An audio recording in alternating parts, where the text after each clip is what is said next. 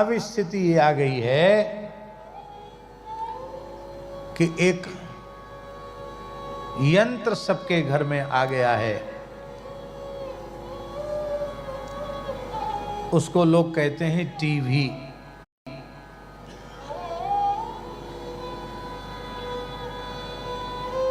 एक बीमारी होती है तपेदिक क्षय रोग, उसको भी टीवी कहते हैं। ये उस टीवी से भयंकर है ये टीवी। इसको भी देखने का व्यसन लग जाता है। आपको हम क्या कहें, लखनऊ में कथा थी, आयोजक एक ब्राह्मण थे, बहुत विशाल पंडाल था, बड़ी भारी उपस्थिति थी, और उनकी गृहिणी, आप थे उस कथा में, लखनऊ वाली कथा में, मदन बाबा तो थे,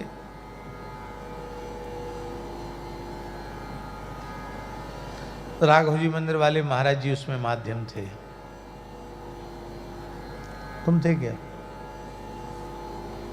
दीनबंधु दास जी थे।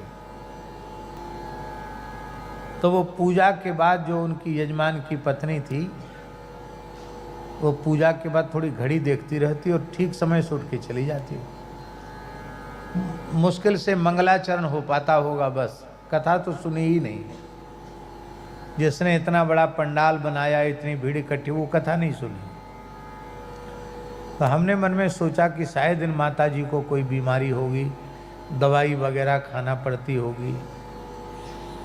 तो 3 दिन बीत गए थे। एक दिन हमने उनसे पूछ लिया कि माता जी आपको कुछ तकलीफ है क्या? आप कथा में बैठती नहीं, उठ के चली जाती हैं।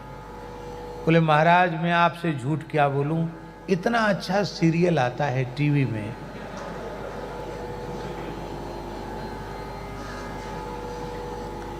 कि आपकी कथा का समय और वही सीरियल का समय, तो मैं सीरियल देखती हूं। तो इतना बड़ा आयोजन क्यों किया? बोले वो तो कैसेट बन रही है, बाद में सुन लेंगे। जिसकी सत्संग में तनिक भी रुचि नहीं, वो बाद में सुनेगा? तो हमने फिर पूछा कि एक ही नाटक रोज आता है क्या? बोले नहीं नहीं, सोमवार को अलग, मंगलवार को अलग, बुधवार को अलग, बृहस्पति को अलग, रोज अलग अलग चैनलों पर अलग अलग नाटक आते हैं। और उसमें इस प्रकार की जिज्ञासा जगा देते हैं नाटक वाले लोग को, उसको लगता अगले सीरियल में क्या होने वाला है। अब मनुष्य के पास समय नहीं है। हमें बड़ी प्रसन्नता होती है, हमारा उसमें कोई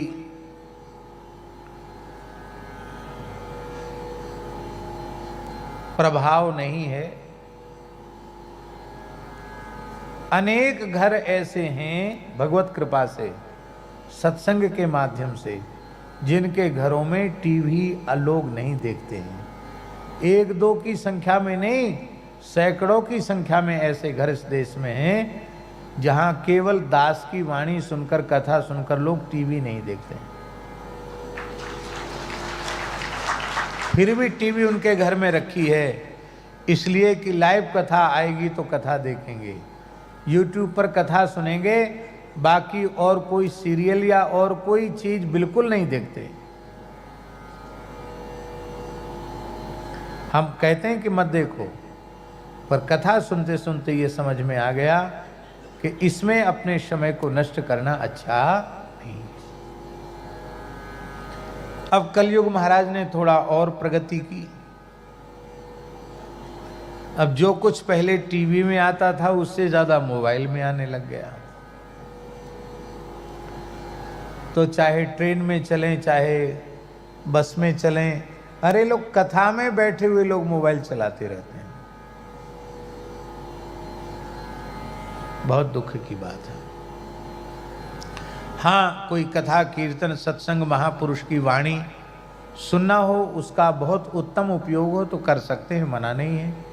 लेकिन उत्तम उपयोग कम, व्यर्थ में उसका उपयोग बहुत अधिक करते हैं। एक अच्छे साधक को हमने देखा, कई साल तक उन्होंने कथा सुनी, संत स्वरूप में ही थे, दक्षिण भारत का शरीर था, गौड़ी परंपरा के थे। हमारे साथ तो साधु रहते ही हैं, किसी को मना नहीं है, कोई साधु चलना चाहता तो चलो भाई पहुंच जाओ कथा में, सुनो कथा। बस ये है कि जो मिल जाए भगवत प्रसाद उसे पाओ, किसी तरह से व्यवस्था में भार मत बनो और कहीं जाओ कथा सुनो। कथा सुनने के लिए तो मना नहीं। कई साल तक लगातार उन्होंने कथा सुनी, पर सवेरे देर से उठते थे। हमने कहा महाराज इतने देर से क्यों उठते हैं आप? फिर पता चला कि रात को मोबाइल चलाते हैं, मोबाइल में बहुत कुछ, क्या उसमें सिनेमा भी आ जाता ना, मोबाइल में फिल्म भी आ जाती है, वो देखते थे। मैंने उनको कहा महात्मा बहुत अच्छे सच्चे, उन्होंने स्वीकार कर लिया कि मुझे ऐसा व्यसन लग गया है इसका कि मैं उसे छोड़ नहीं सकता। हमने ऐसे लोग भी देखे जिन्होंने क्रोध में आकर मोबाइल तोड़ दिया, सिम को आग में जला दिया और महीना भर बाद फिर उससे कीमती मोबाइल और नई सिम सब कुछ नया हो गया। ऐसे लोग हमारी नजर में हैं।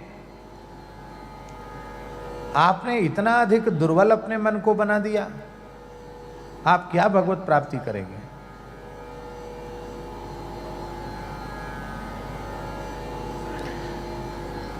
ये ऑनलाइन पढ़ने वाली जो बात है कोरोना के काल में, और इतनी अच्छी बात आ गई कि छोटे छोटे बच्चों को बच्चियों को भी ये डिजिटल, क्या कहते, डिजिटल कहते, क्या कहते, बहुत अच्छा स्मार्टफोन सबके हाथ में आ गया और रहा सहा भारतवर्ष के युवक युवतियों का चरित्र इससे नष्ट हो रहा है, निरंतर नष्ट हो रहा है। माई मेरे श्याम